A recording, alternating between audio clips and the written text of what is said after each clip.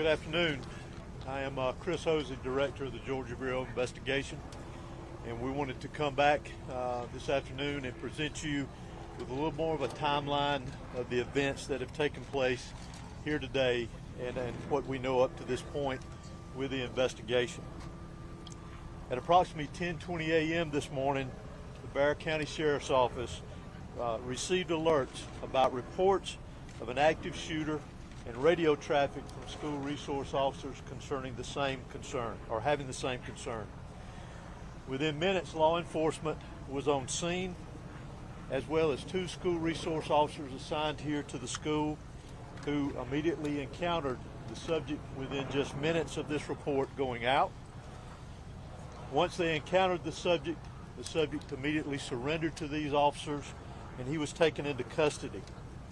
Additionally, what I want you to know as of now, there are 4 individuals who are deceased from this incident, 9 that have been taken to local hospitals with various injuries. Of those that are deceased, 2 are students and 2 are teachers here at the school. The priority right now for us within this investigation is to gather all the facts, to make sure that we're accurate with it, because this is a murder investigation.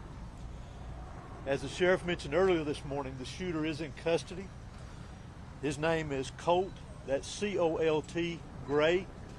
He is a 14-year-old student here at the school, G-R-A-Y. He is a 14-year-old student here at the high school. Again, he has been taken into custody. He will be charged with murder and he will be tried as an adult and handled as an adult. We're coordinating these charges and obviously this investigation with District Attorney Brad Smith, who is the District Attorney for the Piedmont Judicial Circuit here. Since earlier this morning we talked with you and since the incident occurred, numerous interviews have been taking place through our investigation with students, faculty, as well as any other witnesses that we could identify. Law enforcement had a very, very swift response to this incident once the incident was determined that there was a concern here. Those resources, whether it was in that response or throughout this investigation to assist, came obviously from the sheriff's office here, from other local law enforcement agencies, state law enforcement agencies, and federal law enforcement agencies as well. To include, not to be left out, multiple EMS personnel, multiple fire personnel and agencies. Those agencies responded here as well today, and I am extremely grateful, as I know the sheriff is, for that quick response and the partnerships of working here together with what all has gone on. Currently, from the investigative perspective, we have crime scene agents and other special agents from the GBI, from close to a dozen of our different work units from across the state that have responded here today to work on this investigation, again, collecting evidence, conducting interviews, and so forth. I do want to pass this along, that if anyone has any information that wants to be passed on concerning this investigation, that they can do that anonymously at our tip line at 1-800-597-TIPS or 1-800-597-8477. They can also report this on by downloading the See Something, Send Something app. That can be done by Android or Apple phones, either one. If they need to report any tips concerning this investigation. Let me close out before I turn this over to the sheriff and let you just remind you that this is still a very active investigation. There is still a lot that is very fluid. There's still a lot of interviews to be conducted that will continue on into the night, as well as crime scene work and collecting and gathering evidence. But what is more important for me to mention here to you is my heartfelt sympathy to the parents, the students that were here today. Regardless of where they were in the school, this has got a great impact on them as well as on this community. My thoughts and prayers, along with everybody standing behind me and every law enforcement agency in this state, and many I will tell you around this country, they are in our thoughts and prayers. and we will continue with that. We ask for your patience as we continue through this, and we'll continue to try to give you as many updates with information as we can to keep you informed. But thank you for being here. I'm now going to turn it over to Bexar County Sheriff Judge Smith. Thank you. H-O-S-E-Y. Good afternoon. I'm Sheriff Judge Smith of the Bexar County Sheriff's Office. I never imagined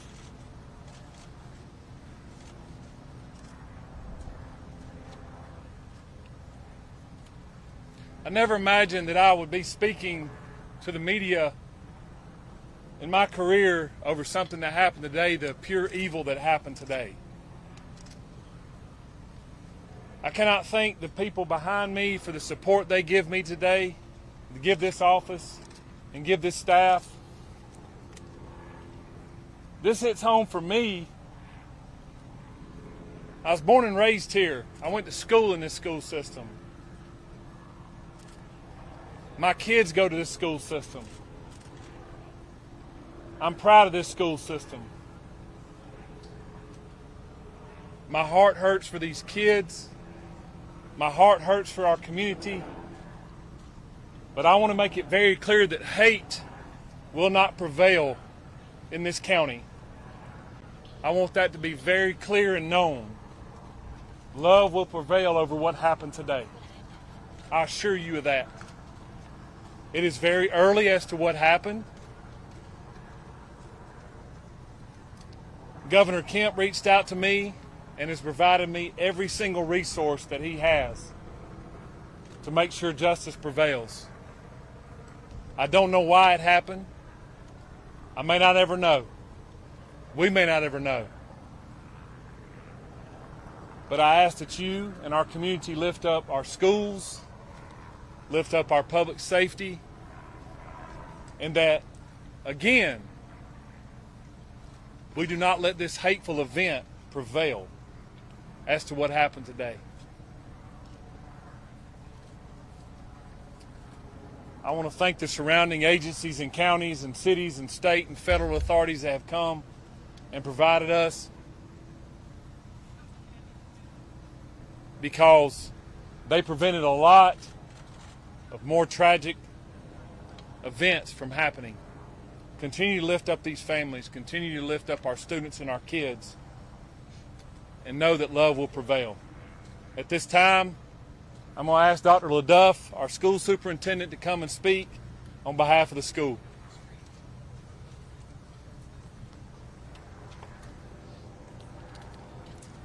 Good afternoon. I'm Dallas LaDuff. I'm the superintendent of Bexar County School System. I want to thank the Bexar County Sheriff's Office and all of our law enforcement partners for their swift response today, along with that of our staff. I'd also like to thank our community for their response and patience as we work to reunify the students with their families here today and secure the rest of our school campuses. Our schools will be closed for the remainder of this week as we cooperate fully with law enforcement to get answers to the many questions that we all have about this incident here today. But as we are closed, our central offices will remain open, where we will have grief counseling available for our community every day this week and thereafter as we support each other through this terrible event. In closing, I just want to say to our community, as a school system, we are here for you, we support you, and we are ready to get you any support that you may need as we grieve through this together. Thank you. Sheriff, if you're saying hate will not prevail in this community, are you investigating this as some sort of hate crime? Well, shortly, if someone decides to take a firearm into a school where kids are given an education or entitled to an education and want to harm others, to me it's hateful. Sheriff, can you talk about the initial interaction between whoever was able to stop the shooter? Can you describe that to us? How did it go down? What exactly happened for us?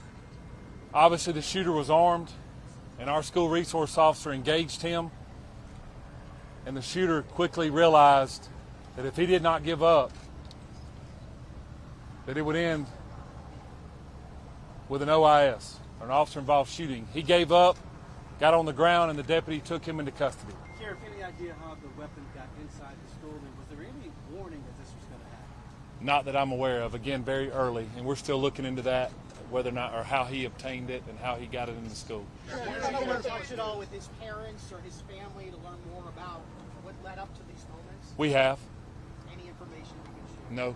What kind of weapon was It seems like you have a large Hispanic population. Have you been able to communicate with the people in their language to make sure that everybody knows what's happening? Yes, sir, I have. The school and our office has people that speak in Spanish, and they have spoke to those folks as well. Yes. How is video Sheriff, is the surveillance shooter helping the speaking sheriff? with law enforcement now? Sorry.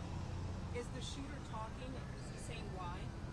The shooter was interviewed, and he was speaking with our investigators earlier, along with the GBI. How is Sheriff, he said video why? surveillance? How is that helping the sheriff? It is helping our investigation. Sheriff, is this Reports of threatening calls perhaps made to the school prior to the shooting. Is that accurate? None that I'm aware of. What Were weapon all was used? 9 injured victims shot? In some capacity, yes. Sheriff, can you tell us about the 2 individuals deceased and was one targeted?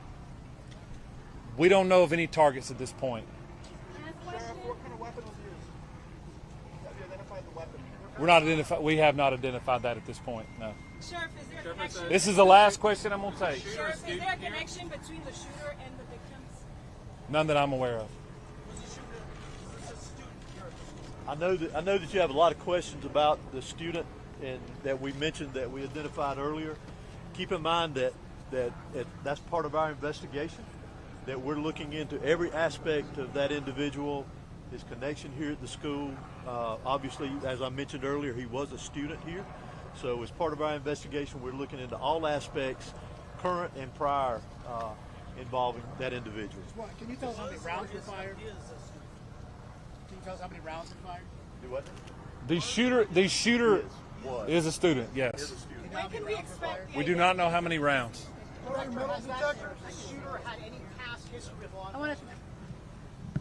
For now, this is the information that we have. It is an active investigation. I assure you, we do plan to come back out here in a couple of hours. Please make sure you're following the GBIX page. That's where we're going to be putting the updates. If there's anything that's new, we'll make sure that we share that information. It's still very early. Investigators have a lot of work to do. We appreciate your patience. Do expect another in-person news conference out here in the next few hours. Monitor the X page, and we'll be sure to update you accordingly. Thank you.